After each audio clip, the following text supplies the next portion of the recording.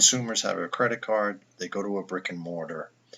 The merchant at the brick and mortar has a gateway and POS system. Card is swiped.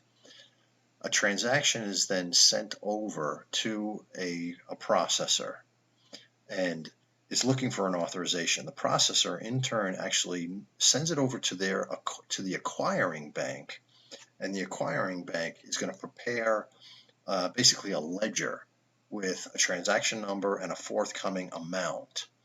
And that bank will then send back through the processor to the gateway a response. And that's not actually an approval. It's just letting them know, okay, we've got a ledger that's awaiting for you to, at the end of the night, Mr. Merchant, to send over a batch, and we'll do all our matching.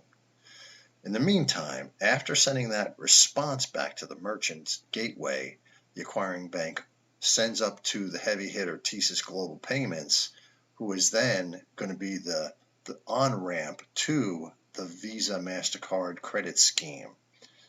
So the transaction information is then sent over from Visa to the issuing bank of that consumer's credit card. That's where all of the verification checks occur. Is their credit line available to absorb this latest purchase? All of that other stuff.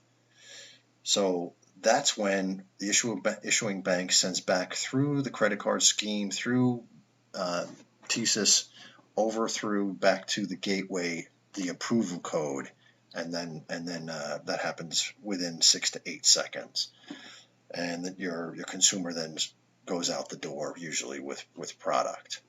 At the end of the night, the merchant then sends a batch settlement over to the acquiring bank, and the entire process is run again with the appropriate codes to settle up, where the issuing bank is then going to make disbursements to Visa for their cut of the pie.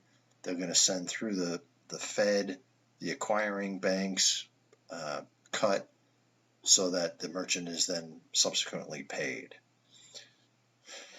So that's that.